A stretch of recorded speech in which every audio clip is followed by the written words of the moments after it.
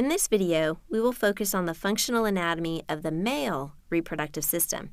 Let's begin by simply identifying structures that are important in the male reproductive system.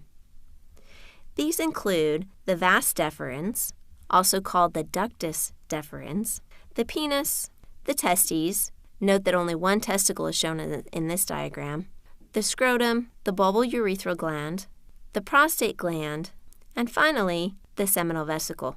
You have to have a basic understanding of location in order to understand function and how all these structures work together. We will begin with the testes, the male gonad. This is a diagram of the longitudinal section through one testicle, so you can now see what's inside. Notice that the majority of the testicle is composed of seminiferous tubules. These tubules produce sperm via spermatogenesis. But how? Let's take a closer look. In order to do this, we need to zoom in on the seminiferous tubule and take a cross-section through the tubule. Imagine taking a garden hose and cutting it in half. This would be similar to cutting the tubule in half and looking at what's inside. The lumen of the seminiferous tubule is lined by cells called Sertoli cells. These Sertoli cells are connected via tight junctions. Lining the outside of the Sertoli cells is a layer of smooth muscle.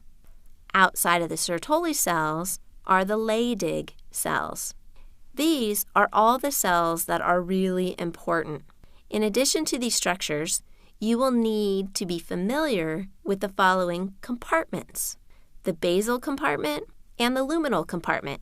These compartments are basically talking about regions of the cross-section. If we are talking about the basal compartment, we are talking about the area that goes from the tight junction toward that smooth muscle. And if we are talking about the luminal compartment, we are talking about the area that goes from the tight junction toward the lumen. Now that you are familiar with the structures, let's focus on their functions. We begin with the Leydig cells, also called interstitial cells. The Leydig cells secrete testosterone. The Sertoli cells support sperm development, or what is referred to as spermatogenesis. The smooth muscle surrounding these Sertoli cells allows for peristalsis. This process is important as it will propel sperm through the seminiferous tubules. Well, that's all fine and dandy that the Sertoli cells produce the sperm, but how do the sperm get out of the seminiferous tubules and out of the testes? This is our next goal. So here are the sperm in the seminiferous tubules.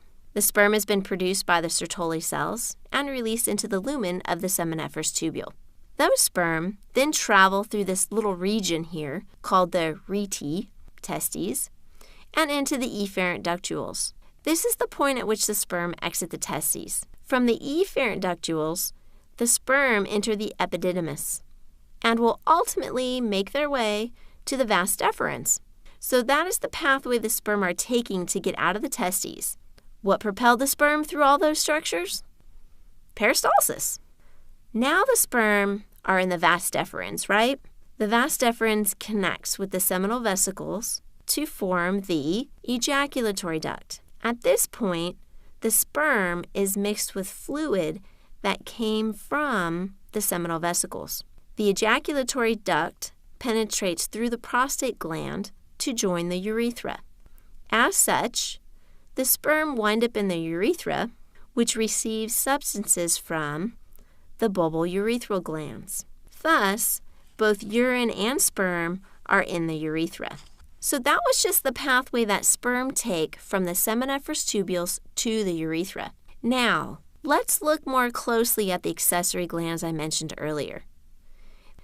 The seminal vesicles secrete an alkaline fluid that contains fructose, enzymes, and prostaglandins. Remember, alkaline fluids are basic. The purpose of this alkaline fluid is to neutralize the acid that is in the female reproductive tract. The fructose is used for energy. Remember, sperm have to swim, so they need energy for motility.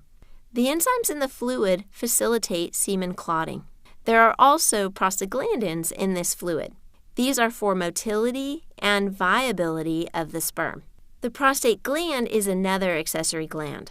The prostate gland secretes citrate, which is an energy source for sperm motility and enzymes that will break down the semen clot once it is in the female reproductive tract. Okay, so take a second to make sure you understand. The semen clots during ejaculation and is then broken down once it's inside the female reproductive tract. The last accessory gland is the bulbourethral glands.